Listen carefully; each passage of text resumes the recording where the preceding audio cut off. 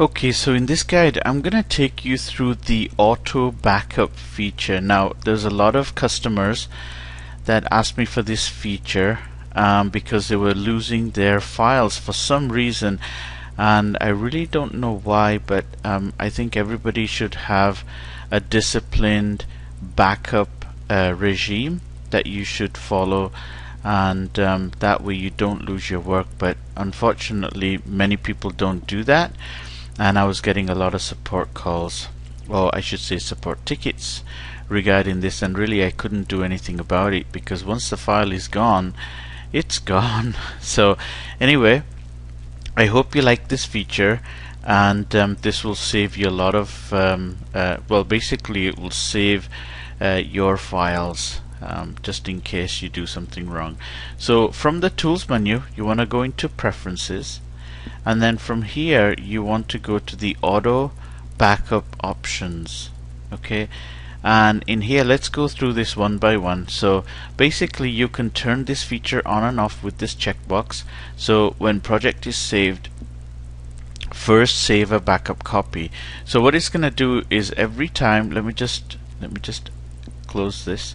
Every time you click this option here, when you're in a project file, you click this option, automatically before I actually save the file or your project file, I'm going to take a backup of the original that you opened. So when you open the file, that is the original file. Before I save right on top of that file, I'm going to take a backup of it, and this is the option that will enable you to do that. So we go to tools, we go to preferences, and then we go to auto backup options.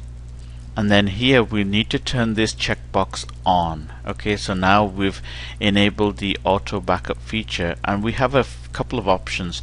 The first option here is save the backup file in the same folder as the project. Okay, so some people basically, you know, that you'll have lots and lots of folders with lots and lots of projects. So if you choose this option, there will be a backup file that will be created in the same folder as your original or as the file that you've opened. Okay, so when you open the file, whatever folder that it falls in, the backup file will be in that folder. Okay, and the second option is I want to save it in a specific folder. Now this might be a great option where you want to consolidate all your backups into one folder, and I kind of prefer this option.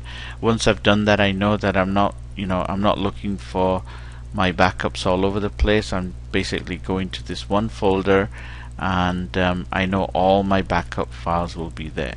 Okay, so what we need to do is we need to click on this button here, and we need to browse to the folder that you want to put your backup files in. So I've selected this ebook backup folder. Click OK, and this is where it's going to be saved. Now each backup, because we do multiple saves, right, we need to basically have a whole series of these backup files. So we need some kind of naming convention, and the way normally people do it is that each backup file is basically postfixed with some kind of tag, and then a number that increments from 1 onwards. Okay, so basically you can either have nothing here. So if I take this off, then here we get an example of exactly what your backup file will be called. So with no postfix tag, your backup file, if your original file was called bestrecipes.uec, then your backup file will be called bestrecipes1.uec, and then the second time you click save, it'll be called bestrecipes2.uec, and so on and so forth. I prefix everything, or sorry, I should say I postfix everything with _.back, so I can actually see that the backup file will be named accordingly, and it's a nice convention, but some people may not like that. But anyway, you have a choice. You can call it even backup or whatever you want, and this will automatically show you what your backup files will look like. Okay, so I'll leave that at BAK. and that's it. So we'll go through the option. This one's self-explanatory. This will create a backup file in the same folder, but over here I'll show you what happens. Okay, so this is the way I have my thing set up. I'm going to click close, and I'm just going to put some I'm going to put some information in here. So I'll just call it test again. I don't care about the cover page title. I don't care about. I just want to save this file, right? So I'm going to save this file, and I'm just going to save it in some folder. I don't know, this folder called DDD. Okay, so in here I'm just going to call it test.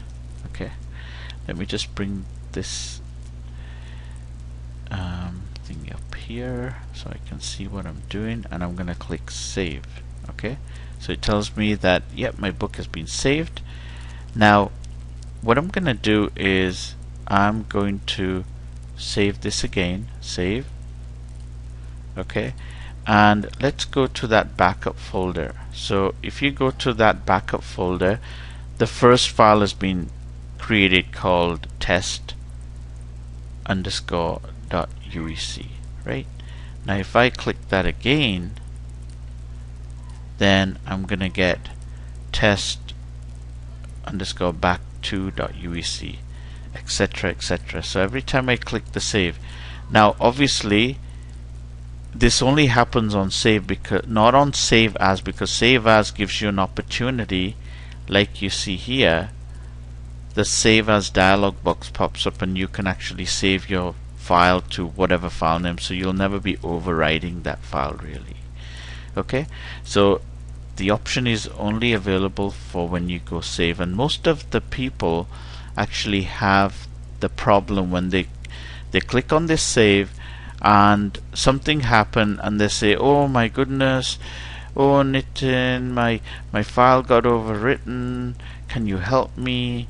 And the answer is usually, I'm so sorry, I can't. So I do apologize for that, but anyway, I've given you this feature, so I don't want any more support calls from you guys. You have everything you need here, and I really hope you make use of it, because it will save your bacon, as they call it. Okay, well, that's it. I will see you in the next video.